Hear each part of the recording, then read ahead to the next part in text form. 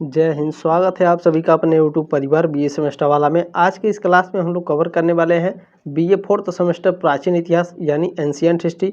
और ये जो क्लास है आपका दीनदयाल उपाध्याय गोरखपुर विश्वविद्यालय के लिए, सिद्धार्थ यूनिवर्सिटी के लिए, राजा महेंद्र प्रताप सिंह स्टेट यूनिवर्सिटी के लिए, डॉक्टर भीमराव अम्बेडकर यूनिवर्सिटी के लिए, लखनऊ यूनिवर्सिटी, बीयू झांसी है, छत्रपति साहूजी महाराज यूनिवर्सिटी, महात्मा ज्योतिबा फुले रोहिलखंड यूनिवर्सिटी, मासा कुंभारी विश्वविद्यालय और इन सभी से जो अफिलेटेड कॉलेज हैं, इनसे जो रिलेटेड कॉलेज हैं, उन सभी कॉलेजों के लिए है। उत्तर प्रदेश में जितने भी कॉलेज हैं और उससे अफिलेटेड कॉलेज हैं सभी के लिए है, ये बात आप लोग ध्यान रखिएगा, ठीक है। ये मॉडल पेपर 3 ऑलरेडी मैंने 2 मॉडल पेपर दिए हैं। डिस्क्रिप्शन बॉक्स में प्लेलिस्ट का लिंक है, जा करके आप लोग सारे मॉडल पेपर जरूर अटेंड करिएगा, ठीक है। दीनदयाल उपाध्याय गोरखपुर विश्वविद्यालय में BA fourth semester ancient history के 2 पेपर देने पड़ते हैं, जिसका पेपर कोड है, जिसका पहले पेपर का कोड है AAC 203 और जो दूसरा पेपर कोड है इनका 204 है, AAC 204, ठीक है। तो ये बात आप लोग ध्यान रखिएगा। AAC 203 आप लोगों का एग्जाम होने वाला है, ध्यान रखिएगा, जल्द ही कल होने वाला है, ठीक है। और इसमें पिछले 2 वर्षों से लगातार जो प्रश्न पूछे जा रहे हैं उन्हीं को इस क्लास में इंक्लूड किया गया है। तो ये क्लास बहुत ही ज़्यादा ज़बरदस्त होने वाली है, ठीक है। तो आप सभी से रिक्वेस्ट है, प्लीज़ ज़्यादा से ज़्यादा बच्चों के पास शेयर करिएगा। बहुत ही ज़्यादा मेहनत लगती है क्लास बनाने में, तो ज़्यादा से ज़्यादा बच्चों के पास शेयर करें और सब्सक्राइब करके सपोर्ट जरूर करें, आप सभी से रिक्वेस्ट है, ठीक है।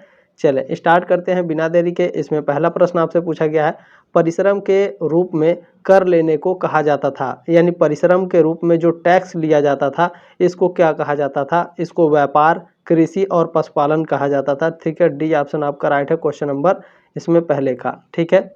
चलें नेक्स्ट क्वेश्चन है, अर्थशास्त्र का लेखक कौन है? वेरी वेरी मोस्ट इंपॉर्टेंट है, लगातार कई वर्षों से आपके एग्जाम में आ रहा है। आप लोग फोर्थ सेमेस्टर का एग्जाम दे रहे हैं, 3 सेमेस्टर का एग्जाम आप लोग दे चुके हैं। आप लोगों के एग्जाम में ये आता ही आता है, कॉमन है, ठीक है। आप लोग एग्जाम दिए होंगे, ये आता ही आता है, बहुत ही मोस्ट इंपॉर्टेंट ये क्वेश्चन है, ठीक है। तो अर्थशास्त्र का लेखक कौन है? अर्थशास्त्र के लेखक हैं कौटिल्य, ठीक है। इनका कभी भी डायरेक्ट नाम चाणक्य नहीं देता है, आपके ऑप्शन में कभी भी दे सकता है चाणक्य या फिर कौटिल्य, इनका नाम है, ठीक है। चाणक्य का नाम ही कौटिल्य है, बात आप लोग ध्यान रखिएगा, ठीक है। चलें नेक्स्ट क्वेश्चन देखने का प्रयास करेंगे आप सभी लोग। नेक्स्ट क्वेश्चन आपसे पूछा जा रहा है कि निम्नलिखित में से कौन एक जनपद दक्षिण में स्थित था? अंग प्रदेश, मगध, अस्मक या फिर मत्स्य। इन चारों जनपदों में से कौन है जो जनपद दक्षिण में स्थित था? तो जो आपका अस्मक है यह दक्षिण में स्थित था, सी ऑप्शन आपका राइट है। चलें नेक्स्ट क्वेश्चन आपसे क्या पूछा जा रहा है, अमात्य कौन था? वेरी वेरी मोस्ट इंपॉर्टेंट है, लगातार कई वर्षों से आपके एग्जाम में आ रहा है। अमात्य मंत्री होते थे, ठीक है। बी ऑप्शन आपका राइट है इसमें। नेक्स्ट क्वेश्चन आपसे क्या पूछा जा रहा है, भाग है, भाग क्या है? तो भाग जो है एक प्रकार का टैक्स होता था, क्या होता था? टैक्स होता था, जिसे भूमि कर कहते हैं, लैंड टैक्स होता था, ठीक है। फर्स्ट ऑप्शन आपका राइट है इसमें। इसमें नेक्स्ट क्वेश्चन आपसे पूछा गया है, कौन अधिकारी सेना की जिम्मेदारी लेता था? ये सभी अधिकारी हैं, प्रतिहार, महासेनापति, समाहर्ता, पुरपाल। ये चारों अधिकारियों में से कौन है जो अधिकारी सेना की जिम्मेदारी लेता था? तो जो आपके महासेनापति होते थे ये अधिकारी सेना की जिम्मेदारी लेते थे, ठीक है ना। बी ऑप्शन आपका राइट है, क्वेश्चन नंबर इसमें 6 का, ठीक है। ये 6 नंबर क्वेश्चन है। चले नेक्स्ट क्वेश्चन आपसे क्या पूछा गया है, गुप्त काल में न्यायाधीश जाने जाते थे किस रूप में? पुस्तपाल के रूप में, दंडनायक के रूप में, सार्थवाहक के रूप में या फिर शिल्पी के रूप में? गुप्त काल में न्यायाधीश को किस नाम से जाना जाता था? तो इनको दंडनायक के रूप में जाना जाता था, दंडनायक के नाम से जाना जाता था। बी ऑप्शन आपका करेक्ट है। चले नेक्स्ट क्वेश्चन आपसे पूछा गया है, किसके लिए कर निषिद्ध था? यानी किसके लिए जो टैक्स है वो निषिद्ध था? मनुष्यों के लिए, विद्यार्थियों के लिए, मंत्रियों के लिए या युवराज के लिए? तो जो टैक्स था, ठीक है, वो विद्यार्थियों के लिए निषिद्ध था। बी ऑप्शन आपका राइट है इसमें। चले नेक्स्ट क्वेश्चन आपसे क्या पूछा जा रहा है, देखें, बलि है, बलि एक प्रकार का क्या है? धार्मिक कार्य है, टैक्स है, भूमि है या फिर सिक्का है? तो बलि एक प्रकार का टैक्स है, ठीक है। बी ऑप्शन आपका राइट है इसमें। चले नेक्स्ट क्वेश्चन आपसे क्या पूछा जा रहा है, देखें, गुप्त काल में दंडपाशिक था, गुप्त काल में दंडपाशिक पुलिस का प्रधान होता था, ठीक है। बी ऑप्शन आपका इसमें करेक्ट है। नेक्स्ट क्वेश्चन आपसे क्या पूछा जा रहा है, देखें, मोस्ट इंपोर्टेंट प्रश्न है, उद्रंग क्या है? तो उद्रंग एक प्रकार का भूमि टैक्स है, क्या है? भूमि कर है। फर्स्ट ऑप्शन आपका इसमें राइट है। नेक्स्ट क्वेश्चन, देखिए नेक्स्ट क्वेश्चन पूछा जा रहा है, कर का कौन सा भाग यानी टैक्स का कौन सा भाग राजा को प्रजा द्वारा दिया जाता था। तो टैक्स का जो 1/6 भाग होता था यह राजा को दिया जाता था। ठीक है, सी ऑप्शन आपका करेक्ट है। नेक्स्ट क्वेश्चन आपसे क्या पूछा गया है, निम्नलिखित में से जातकों में किसका वर्णन अत्यधिक धनी व्यापारी के रूप में हुआ है। तो अनाथ पिंडक का। ठीक है, अनाथ पिंडक जातकों का जो वर्णन है अत्यधिक धनी व्यापारियों के रूप में हुआ है। सी ऑप्शन आपका करेक्ट है। नेक्स्ट क्वेश्चन आपसे पूछा गया है, मौर्य समाज का पूर्वी भारत में प्रमुख बंदरगाह था। मौर्य समाज का पूर्वी भारत में जो बंदरगाह था वो ताम्रलिप्त था। ठीक है, बी ऑप्शन आपका करेक्ट है। चले नेक्स्ट क्वेश्चन आपसे क्या पूछा गया है, सन्यासी कहा जाता था। सन्यासी परिव्राजक को कहा जाता था। ठीक है, सी ऑप्शन आपका इसमें करेक्ट है। नेक्स्ट क्वेश्चन, चले नेक्स्ट क्वेश्चन आपसे पूछा गया है, निम्न में धर्म के 3 स्कंध में सम्मिलित नहीं है।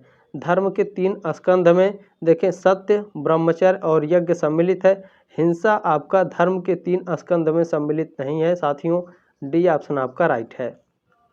चले देखें नज़दीक है आप लोगों का एग्जाम, इसलिए मैं जल्दी जल्दी आपको करा देते चल रहा हूँ। ठीक है, महर्षि व्यास के अनुसार धर्म क्या है। महर्षि व्यास के अनुसार धर्म धारण करना है। ठीक है, सी ऑप्शन आपका करेक्ट है। नेक्स्ट क्वेश्चन आपसे पूछा जा रहा है, वेरी वेरी मोस्ट इंपॉर्टेंट है, लगातार कई वर्षों से आपके एग्जाम में आ रहा है। समावर्तन संस्कार का आयोजन कब होता था। तो जब शिक्षा की समाप्ति हो जाती थी उसके बाद समावर्तन संस्कार आपका होता था। ठीक है, बी ऑप्शन आपका राइट है। शिक्षा संस्कार का आयोजन कब होता था, शिक्षा की समाप्ति पर, जैसे ही आप स्कूल खत्म कर देते प्राचीन काल में। ठीक है, चले नेक्स्ट क्वेश्चन इसमें देखिएगा क्या पूछा जा रहा है आपसे, निम्नलिखित में पुरुषार्थ है। पुरुषार्थ आपके 4 प्रकार के होते हैं, धर्म, अर्थ, काम और मोक्ष। ठीक है, तो धर्म क्या है आपका, एक पुरुषार्थ है। फर्स्ट ऑप्शन आपका करेक्ट है। नेक्स्ट क्वेश्चन देखिए आपसे पूछा गया, 16 संस्कार में सम्मिलित नहीं है।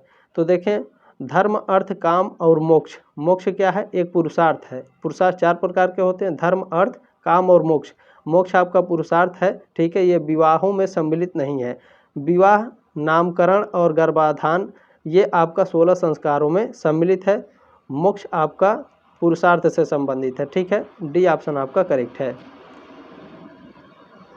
चले नेक्स्ट क्वेश्चन आपसे पूछा गया है, विद्यार्थी जीवन की समाप्ति पर संस्कार होता है। विद्यार्थी जीवन की समाप्ति पर समावर्तन संस्कार होता है। फर्स्ट ऑप्शन आपका करेक्ट है। चले नेक्स्ट क्वेश्चन आपसे पूछा गया है, हिंदू विवाह है। हिंदू विवाह एक धार्मिक संस्कार है। बी ऑप्शन आपका करेक्ट है। नेक्स्ट क्वेश्चन आपसे पूछा गया है, अनुलोम विवाह है, अंतर्जातीय विवाह है, सजातीय विवाह है, स्वर्णीय विवाह है या उपरोक्त में से कोई नहीं। अनुलोम विवाह अंतर्जातीय विवाह होता है। अपने ही जाति के जो लड़का है वो अपने ही जाति के लड़की से करता है विवाह, तो उसे क्या कहते हैं, अंतर्जातीय विवाह। ठीक है, फर्स्ट ऑप्शन आपका इसमें करेक्ट है। ठीक है, चले नेक्स्ट क्वेश्चन देखिए आपसे क्या पूछा गया है, ऋग्वेद में पत्नी मानी गई है। ऋग्वेद में पत्नी सामग्री मानी गई है, घर मानी गई है और यज्ञकर्ता भी मानी गई है। डी ऑप्शन आपका करेक्ट है, उपरोक्त सभी।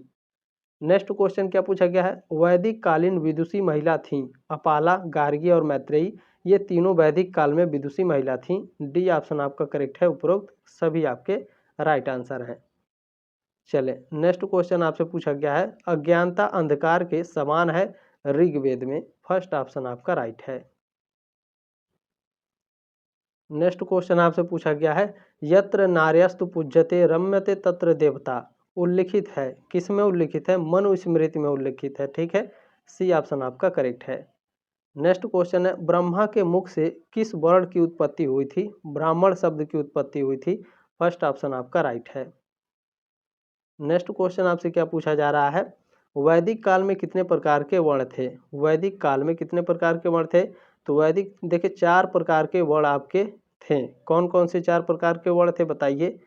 देखिए ब्राह्मण, क्षत्रिय, वैश्य और शूद्र 4 प्रकार के वर्ण थे आपके वैदिक काल में। ठीक है ना, मोस्ट इंपॉर्टेंट है आपके एग्जाम में, घुमा घुमा के इससे क्वेश्चन पूछे जाते हैं। ठीक है, जाति का अर्थ है जो आपको जन्म से प्राप्त होता है, जाति होती है। ठीक है, फर्स्ट ऑप्शन आपका इसमें करेक्ट है। चलिए नेक्स्ट क्वेश्चन देखने का प्रयास करेंगे, क्या पूछा जा रहा है आपसे। तीसरा पुरुषार्थ है, तो 4 पुरुषार्थ मैंने आपको बताए हैं कौन कौन से। धर्म आपका पहला है, अर्थ आपका दूसरा है, धर्म अर्थ काम आपका तीसरा है और मोक्ष आपका चौथा है। 4 प्रकार के पुरुषार्थ होते हैं, चारों यहीं पर दिए गए हैं। तो पूछा है कि तीसरा पुरुषार्थ कौन है, तो काम आपका क्या है, तीसरा पुरुषार्थ है। बी ऑप्शन आपका इसमें करेक्ट है। ठीक है, तीसरा पुरुषार्थ पूछा है ना, ठीक है। चलें नेक्स्ट क्वेश्चन, भारतीय समाज में कितने प्रकार के पुरुषार्थ हैं। भारतीय समाज में 4 प्रकार के पुरुषार्थ होते हैं। ठीक है, धर्म अर्थ काम और मोक्ष। ठीक है, ध्यान रखिएगा। अच्छा 1 सेकंड रुक जाइए, मैं इसे थोड़ा सही कर लेता हूँ। ठीक है, चलें आगे बढ़ते हैं। ठीक है, ये सभी आंसर आपके मैंने बता दिए हैं। इसमें नेक्स्ट क्वेश्चन देखते हैं आपका क्या पूछा गया है। देखिए नेक्स्ट क्वेश्चन है, किस साहित्य में सर्वप्रथम चारों आश्रमों का उल्लेख है। किस साहित्य में, तो जवालोपनिषद में। ठीक है, चारों आश्रमों का उल्लेख किया गया है। फर्स्ट ऑप्शन आपका राइट है। वेरी वेरी मोस्ट इंपोर्टेंट, मुझे लगता है इस बार भी ये क्वेश्चन आने वाला है। ठीक है, नेक्स्ट क्वेश्चन है, त्रिवर्ग हैं धर्म अर्थ काम, ये क्या है आपके त्रिवर्ग हैं। बी ऑप्शन आपका राइट है।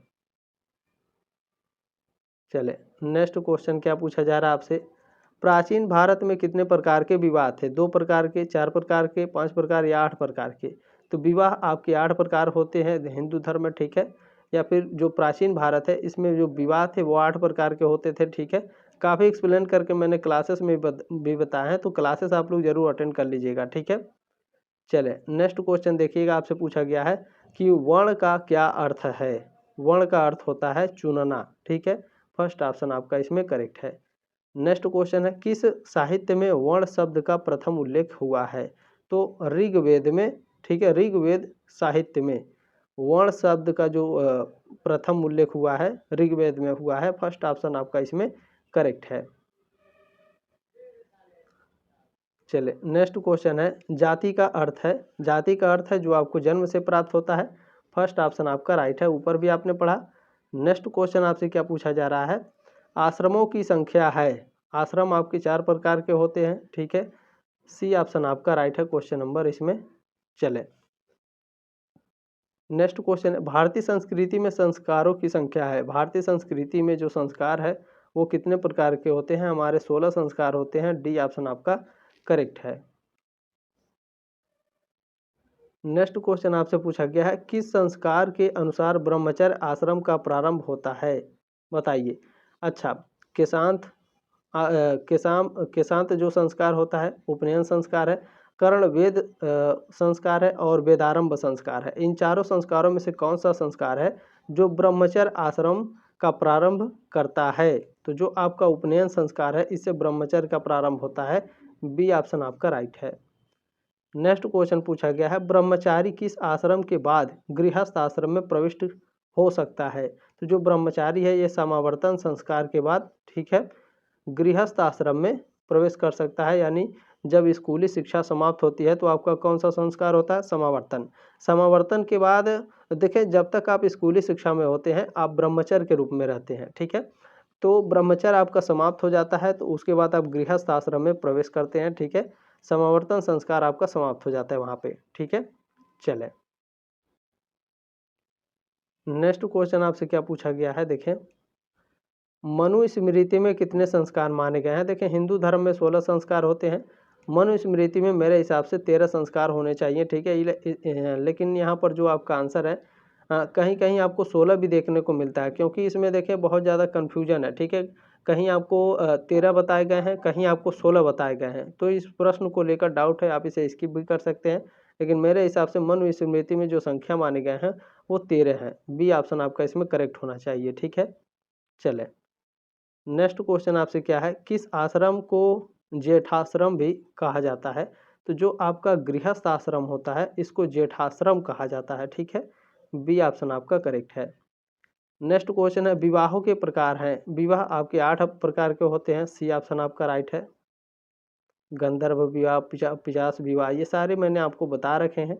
डिस्क्रिप्शन बॉक्स में लिंक दिया गया प्लेलिस्ट का, जा करके जरूर आप लोग देख लीजिएगा। ठीक है, चलें नेक्स्ट क्वेश्चन है उपनयन संस्कार में सर्वप्रथम भिक्षाटन किससे होता है। उपनयन संस्कार में जो भिक्षाटन है वो सबसे पहले माता से शुरू होता है। ठीक है, सी ऑप्शन आपका करेक्ट है।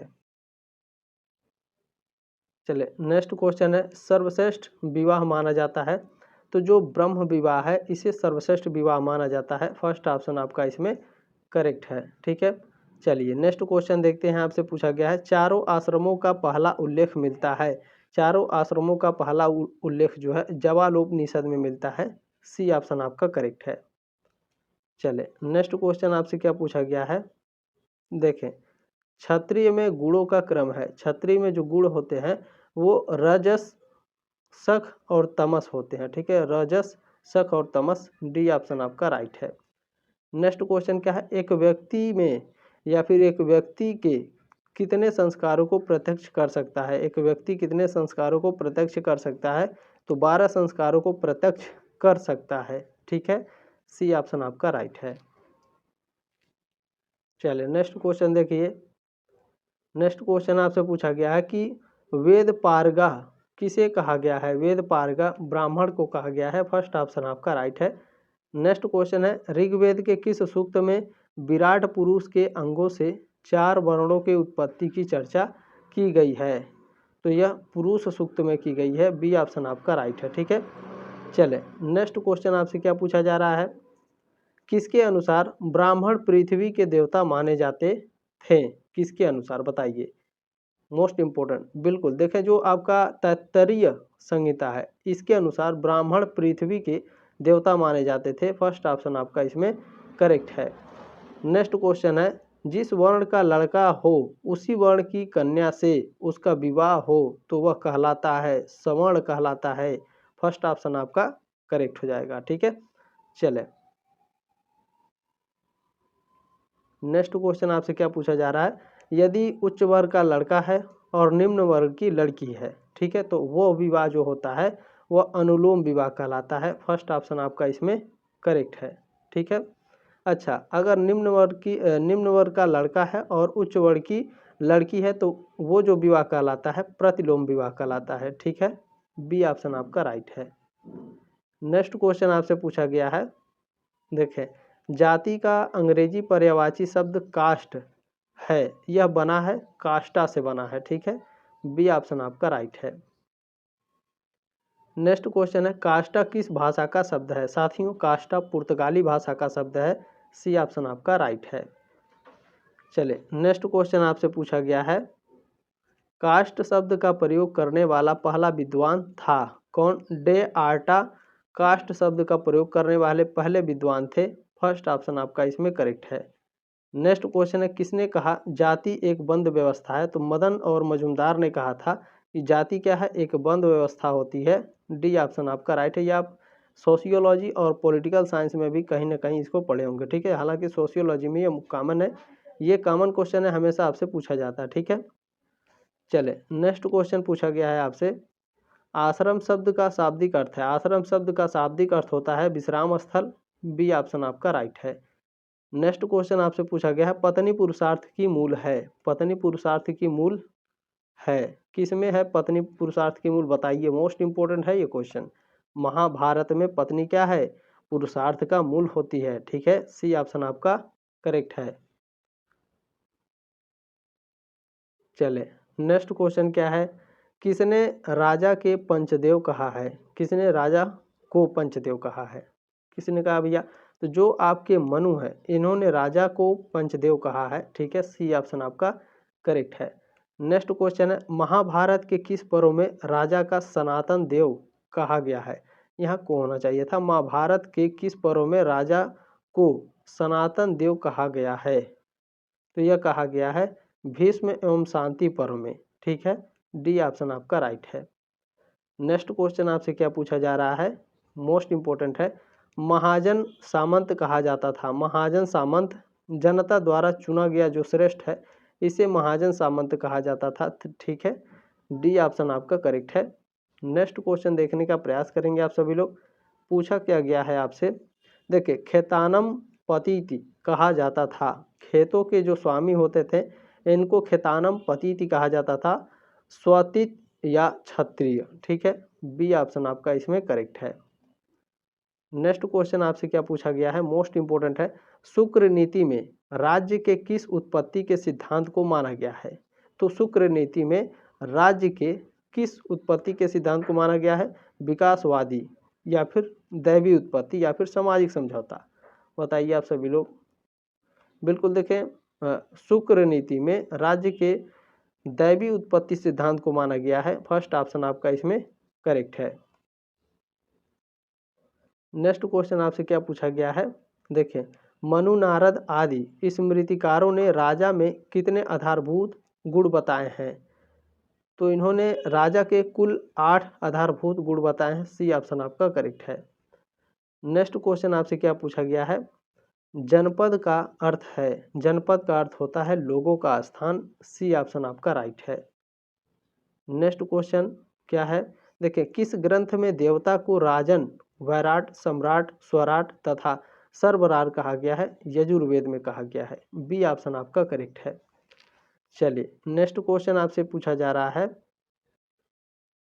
देखें, राजा की उत्पत्ति के विषय में सर्वप्रथम किस ग्रंथ में उल्लेख मिलता है। तो यह ऐतरेय ब्राह्मण में, ठीक है, राजा की उत्पत्ति के विषय में जानकारी मिलती है, सी ऑप्शन आपका करेक्ट है। नेक्स्ट क्वेश्चन है, देखें, पूछा क्या गया आपसे, आयुधजीवी संघ का उल्लेख किया गया है, आयुधजीवी संघ का उल्लेख पाणिनि ने किया है, ठीक है, आयुधजीवी संघ का उल्लेख किसने किया, पाणिनि ने, फर्स्ट ऑप्शन आपका इसमें करेक्ट है। चले नेक्स्ट क्वेश्चन है, किसके अनुसार प्रजा सुखे सुखम राज्ञम, किसके अनुसार, तो अर्थशास्त्र के अनुसार प्रजा सुखे सुखम राज्ञम, फर्स्ट ऑप्शन आपका इसमें करेक्ट है। नेक्स्ट क्वेश्चन पूछा गया है, राजसूय यज्ञ के कितने सोपान बताए गए हैं। तो राजसूय यज्ञ के 3 सोपान बताए गए हैं, ठीक है, बी ऑप्शन आपका करेक्ट है। नेक्स्ट क्वेश्चन देखिए, पूछा क्या जा रहा है आपसे, देखें, निम्न में राज्यशास्त्र को किस नाम से संबोधित किया गया है। राज्यशास्त्र को नीति धर्म नाम से संबोधित किया गया है, फर्स्ट ऑप्शन आपका इसमें करेक्ट है। नेक्स्ट क्वेश्चन है, मानसोल्लास के लेखक का नाम है, मानसोल्लास लेखक का नाम है सोमेश्वर, डी ऑप्शन आपका राइट है। चले नेक्स्ट क्वेश्चन आपसे क्या पूछा जा रहा है, राजनीति रत्नाकर लेखक का नाम है, यानी राजनीति रत्नाकर जो है किसके द्वारा लिखा गया है, बताइए आप सभी लोग। बिल्कुल चंद्रेश्वर के द्वारा लिखा गया है, फर्स्ट ऑप्शन आपका इसमें करेक्ट है। नेक्स्ट क्वेश्चन देखिए, आपसे क्या पूछा जा रहा है, हिंदी राजशास्त्र, हिंदी पॉलिटी के लेखक हैं, हिंदी पॉलिटी के लेखक काशी प्रसाद जायसवाल हैं, सी ऑप्शन आपका राइट है। नेक्स्ट क्वेश्चन आपसे पूछा गया है, कौटिल्य के अनुसार राजदूत को कितने श्रेणियों में विभक्त किया गया है। तो कौटिल्य के अनुसार राजदूत को, ठीक है, 3 श्रेणियों में विभक्त किया गया है, सी ऑप्शन आपका राइट है। नेक्स्ट क्वेश्चन आपसे पूछा जा रहा है, देखें, मोस्ट इंपोर्टेंट ये क्वेश्चन है, ध्यान दीजिएगा, एक राजा जो विजयाभिलाषी है, ठीक है, से उच्च चरित्र का शक्ति संपन्न नीति निपुण सप्तांगों से संगठित एवं दृढ़ रखने वाला होना चाहिए, यह कथन किसका है। यह कथन कौटिल्य का है, डी ऑप्शन आपका राइट है। चले नेक्स्ट क्वेश्चन पूछा गया है, राज्य की उत्पत्ति के सामाजिक अनुबंध सिद्धांत से संबंधित शब्द बताइए, मत्स्य न्याय है, फर्स्ट ऑप्शन आपका इसमें करेक्ट है। चले नेक्स्ट क्वेश्चन पूछा जा रहा है आपसे, राज्य नियंत्रित अर्थव्यवस्था का काल किसे माना जाता है। तो यह माना जाता है मौर्य काल को, बी ऑप्शन आपका राइट है। नेक्स्ट क्वेश्चन आपसे क्या पूछा गया है, किसने कहा था कि, ये स्टेटमेंट किसका है, कि राजा को मंत्रियों से परामर्श लेना चाहिए, अकेला पहिया नहीं चल सकता। तो ये स्टेटमेंट कौटिल्य ने दिया है, सी ऑप्शन आपका करेक्ट है। चले नेक्स्ट क्वेश्चन आपसे क्या पूछा गया है, कि एग्रोनोमोई था, एग्रोनोमोई जिले का अधिकारी होता था साथियों, फर्स्ट ऑप्शन आपका इसमें करेक्ट है। चले नेक्स्ट क्वेश्चन क्या है, मौर्य प्रशासन में खानों के अध्यक्ष को कहा जाता था, मौर्य प्रशासन में खानों के अध्यक्ष को अकराध्यक्ष कहा जाता था, सी ऑप्शन आपका राइट है। नेक्स्ट क्वेश्चन है, मौर्य शासन में कंटक शोधन न्यायालय का न्यायाधीश किस नाम से जाना जाता था, प्रदेष्टा के नाम से, बी ऑप्शन आपका इसमें करेक्ट है। चले नेक्स्ट क्वेश्चन पूछा गया है, कौटिल्य के अनुसार कंटक शोधन थी, कौटिल्य के अनुसार कंटक शोधन फौजदारी न्यायालय थी। सी ऑप्शन आपका राइट है। चले नेक्स्ट क्वेश्चन क्या है, कौटिल्य के अर्थशास्त्र के अनुसार दीवानी न्यायालय को कहा जाता था क्या? धर्मस्थली कहा जाता था। सी ऑप्शन आपका राइट है। इसमें नेक्स्ट क्वेश्चन आपसे पूछा गया है, मेगास्थनीज द्वारा उल्लिखित एस्टिनोमोई अधिकारी का संबंध था किससे? नगर के अधिकारी से। फर्स्ट ऑप्शन आपका इसमें करेक्ट है। चले नेक्स्ट क्वेश्चन है, अशोक के शासनकाल में धर्म व नैतिकता का अधिकार कौन था? तो जो अशोक थे इनके शासनकाल में धर्म और नैतिकता जो थी इसका जो अधिकारी होता था वो धर्म महामात्र होता था। डी ऑप्शन आपका करेक्ट है। चले नेक्स्ट क्वेश्चन क्या है, पूछा जा रहा है आपसे कि अर्थशास्त्र में उल्लिखित सीताध्यक्ष किस विभाग का अध्यक्ष था? सीताध्यक्ष यह कृषि विभाग का अध्यक्ष होता था। बी ऑप्शन आपका राइट है। चले नेक्स्ट क्वेश्चन है और इससे स्टेटमेंट ये दिया गया है कि राजा को प्रजा से उतना ही कर लेना चाहिए, उतना ही टैक्स लेना चाहिए जितना वह सरलता से दे सके। कौटिल्य ने कहा है। फर्स्ट ऑप्शन आपका राइट है। नेक्स्ट क्वेश्चन है, भू राजस्व को कहा जाता था, भू राजस्व को क्या कहा जाता था? भू राजस्व को भाग कहा जाता था। फर्स्ट ऑप्शन आपका इसमें करेक्ट है। चले नेक्स्ट क्वेश्चन पूछा जा रहा है, कुछ गांवों को इकट्ठा कर देना पड़ता था उसे कहते थे, कुछ गांवों को इकट्ठा करके टैक्स इकट्ठे, मान लीजिए कुछ गांव होते थे जैसे 10-20 गांव हो करके इकट्ठे जो टैक्स देते थे उसे क्या कहा जाता था? उसे पिंड कर कहा जाता था। ठीक है, जैसे 4 गांव, 5 गांव, 6 गांव, 10 गांव इकट्ठे अगर टैक्स पेमेंट कर रहे हैं तो उसको क्या कहेंगे? पिंड कर। ठीक है, डी ऑप्शन आपका करेक्ट है। नेक्स्ट क्वेश्चन है, जो कर नगद धन के रूप में किसान राज्य को देते थे उसे कहा जाता था, यानी जो टैक्स नगद के रूप में जो टैक्स किसान देते थे राज्य को डायरेक्ट, उसे क्या कहा जाता था? उसे हिरण्य कर कहा जाता था। फर्स्ट ऑप्शन आपका राइट है। ये सारे मोस्ट इंपोर्टेंट क्वेश्चन है। किसने कहा प्रजा राजा को 1/10 भाग के कर के रूप में लेने की अनुमति दी है? तो मनुस्मृतियों में भारत के अंदर कहा गया है। फर्स्ट ऑप्शन आपका इसमें करेक्ट है। चले नेक्स्ट क्वेश्चन आपसे पूछा गया है, वेरी वेरी मोस्ट इंपोर्टेंट है, मनुस्मृति के टीकाकार कौन है?